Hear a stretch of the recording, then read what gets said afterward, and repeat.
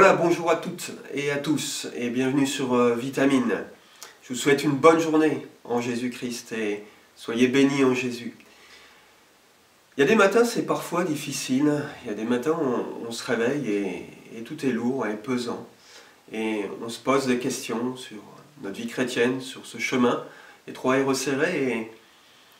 Et on est parfois découragé. On est parfois découragé par les circonstances de la vie, etc. Et hier matin, c'était un peu le cas pour moi. Je me suis réveillé et je me disais finalement, ce chemin est difficile.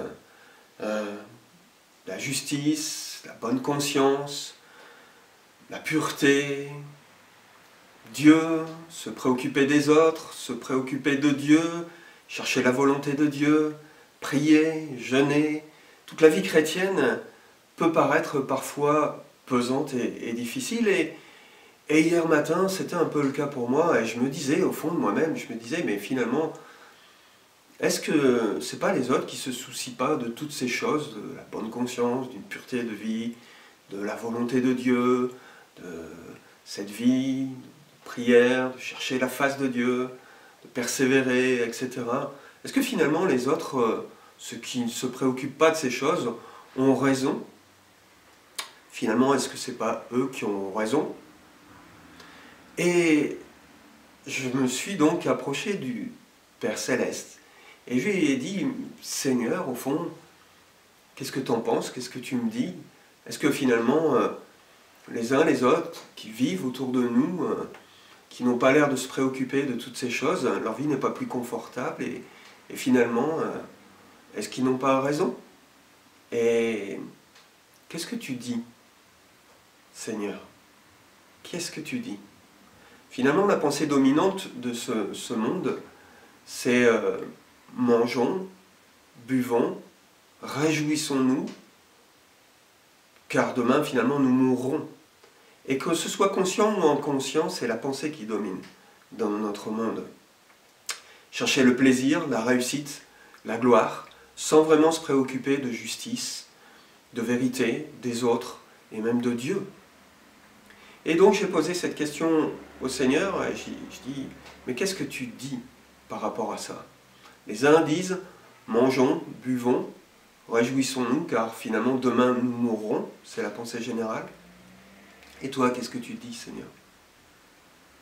Et dans sa bonté et sa grâce, j'ai cette réponse du Seigneur qui est venue dans ma pensée, dans mon cœur, et qui m'a dit, ben voilà, écoute, moi je te propose un programme, mange, bois, réjouis-toi, mais pour la vie éternelle, pas pour la mort.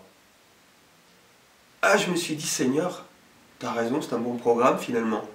Même si le chemin est resserré, étroit, ça ne nous empêche pas de manger, de boire, de nous réjouir, mais dans un sens qui est pour la vie et pas pour la mort. Et je me suis dit, Seigneur, tu as raison. Au fond, ça me fait du bien. Et puis après, je me suis dit, mais j'ai pris un peu de recul par rapport à tout ça. Je me suis dit, quand même, tu es un petit peu gonflé.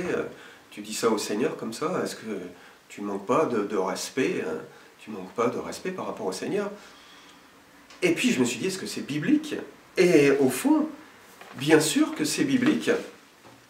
Asaph, par exemple, dans le psaume 73, vous le relirez, se pose ces questions. Il commence en disant comme ça, oui, Dieu est bon pour Israël, pour ceux qui ont le cœur pur. Toutefois, mon pied allait fléchir, mais pas été sur le point de glisser, car je portais envie aux insensés. En voyant le bonheur des méchants, rien ne les tourmente jusqu'à la mort. Vous voyez que je ne suis pas le seul, ça m'a consolé, et je me suis dit, bah, finalement, la question est posée dans la Bible, et notre Père Céleste peut l'entendre. Peut entendre cette question, il a une réponse. Asaph s'est préoccupé, et il le dit dans le psaume, il dit, quand j'ai réfléchi là-dessus pour m'éclairer, la difficulté fut grande à mes yeux, jusqu'à ce que j'eusse pénétré dans les sanctuaires de Dieu. On voit qu'il cherche le chemin de Dieu, qu'il cherche la présence de Dieu pour avoir une réponse à cette question et à cette tentation même, de se dire finalement, pourquoi pas tout lâcher et puis vivre comme tout le monde? C'est peut-être beaucoup plus facile. c'est peut-être beaucoup plus facile. Et il se reprend à la fin du psaume.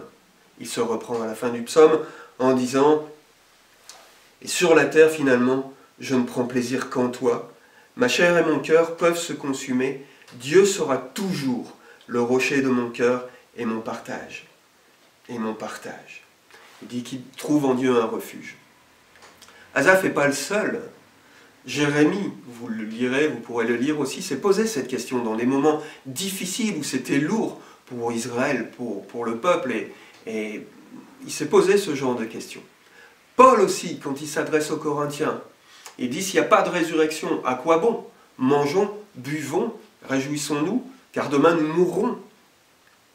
Et Paul s'est posé cette question aussi, et d'une certaine manière, il posait cette question, finalement, s'il n'y a pas de résurrection, eh bien, autant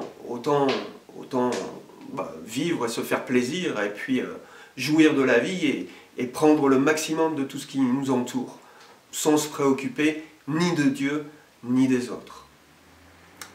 Ce n'est pas le chemin qui nous a été donné de vivre, et Dieu nous appelle à la vie, et pas à la mort.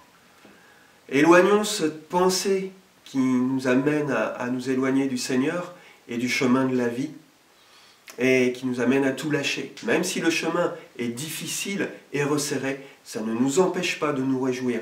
Paul disait « Réjouissez-vous toujours en Jésus-Christ ». Et il disait ça alors qu'il était dans des circonstances difficiles, abandonné peut-être de tous, et dans un cachot, dans une prison. Et Paul disait « Réjouissez-vous toujours en Jésus-Christ ». Alors je vous le dis, vous êtes sur le bon chemin. N'oubliez pas, le sentier des justes est une lumière resplendissante dont l'éclat va croissant jusqu'au milieu du jour. Tenez le bon cap. Bonne journée à tous!